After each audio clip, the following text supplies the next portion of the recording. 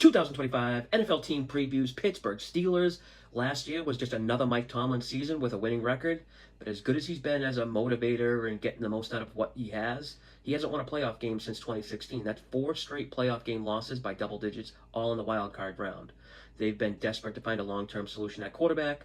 Not so sure Rodgers is exactly long-term. But guys, really quick, I need a big favor. If you're watching this and aren't subscribed, could you please do so? I'm so close to 10K followers on TikTok, but also on YouTube. 90% of the people who watch my videos are non-subscribers. If this is your first time watching one of my videos, stick around, I'll earn a follow. If you are already subscribed, thank you. All right, back to it. When win totals first got released, Pittsburgh was the only team not to have one posted because they had so much uncertainty about who will play quarterback. Now with Rodgers at quarterback, the win total is 8.5 with the under slightly juiced. I have them projected as an 8-win team, and my rating on them is pretty much no different than where they were last year. I didn't upgrade or downgrade them for Rodgers at QB and losing Najee Harris. The Steelers have now gone over 8.5 wins 5 straight years, and they are just such like a fortunate team. They finished plus 16 in turnover differential last year, which was good enough for second best in the league. I bet under Steelers 8.5 wins last year, and man, was it frustrating seeing them pull off win after win. They went 6-4 in games decided by 1 score or less, which I guess at this point shouldn't be a surprise. Steelers have now had 12 straight seasons where they finished with a winning record in single-score games. Since Big Ben Roethlisberger retired, the Steelers have a 67% win rate in close games decided by a single score or less. And usually turnovers and special teams are a big factor in those outcomes, and that's exactly what propelled the Steelers. Besides forcing the 3rd most turnovers in the league, they ranked number 1 in EPA gained from turnovers. So in other words, they forced a lot of turnovers at the perfect time. Steelers field goal kicker Chris Boswell made the 4th highest rate of kicks in the league, and Pittsburgh's opposing field goal kickers made the 9th lowest. Steelers finished last season with a slightly above league average strength of schedule. This season I have them facing a top 10 toughest strength of schedule. First 6 weeks is pretty soft, but starting week 7 in Cincy starts a brutal list of opponents where I have Pittsburgh only favored in 3 games from week 7 on. They have several games where they'll be at a rest disadvantage, and on the surface, they're like negative 4-day rest disadvantage on the season doesn't seem bad, but it would be a net 12-day rest disadvantage if you took out the week 6 game versus the Browns, which is a spot I've never seen before. Someone in the NFL scheduling department either hates the Browns or just overlooked this because week 6, Steelers will be at home, coming off their bye week. Their opponent, the Browns, are coming off a trip to London. I couldn't find another time where a team is on the road after an overseas game and playing a team coming off a bye. Steelers week 6 might be the biggest positive spot of any this season based on like situation and travel. But that's about it as far as positives for the Steelers as it relates to their schedule. Now, I keep thinking about how Rodgers couldn't make it work with Garrett Wilson and his BFF Devontae Adams, so it's hard to see him excel with this group. Rodgers obviously is not the Rodgers from his MVP days, but I do think he could get like a good roster to the playoffs.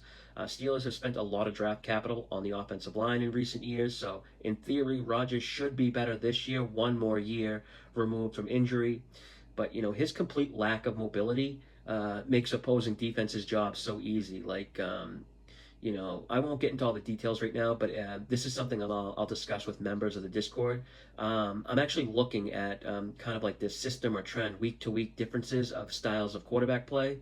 You know, a defense going from playing a quarterback like Lamar Jackson to a quarterback like Rodgers or Flacco, you can use your imagine for what that looks like. Defenses have so much more upside when you remove the threat of QB scramble or designed QB runs, especially on the high leverage downs like 3rd and 4th down. Rodgers took the 6th highest sacks or 6th highest percentage of sacks on those late downs. And he's not going to have like a loaded skill position group either. Pickens basically got swapped out for DK Metcalf. Jono Smith gives Rodgers like a solid after the catch tight end, but outside of that, it's a big drop off to like Calvin Austin and like a washed up veteran Robert Woods. Steelers will likely run a ton of dual tight end sets with Smith and Pat Freiermuth, something offensive coordinator Arthur Smith loves. When he was with the Falcons, they led the NFL in plays ran out of 12 personnel. Actually, almost half the offensive snaps were out of 12 personnel.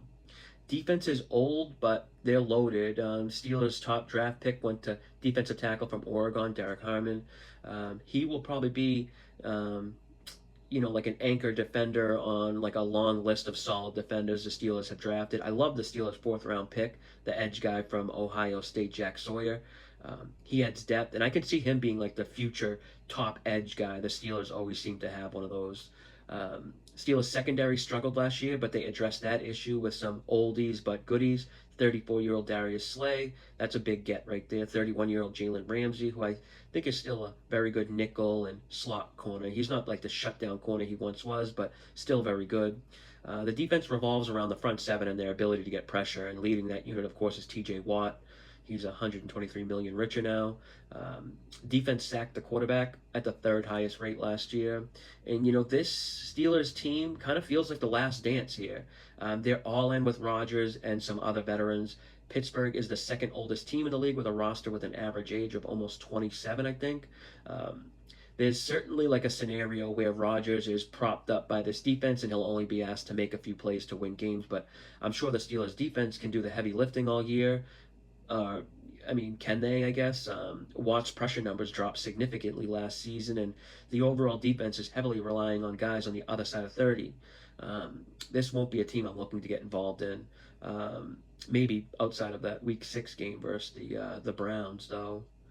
Not the most like groundbreaking team preview here, but I'm not just going to talk nonsense and waste people's time with a bunch of noise to fill minutes. We're on to a team I know some people have been waiting for. 49ers, San Fran, up next. Until then, good luck with your bets.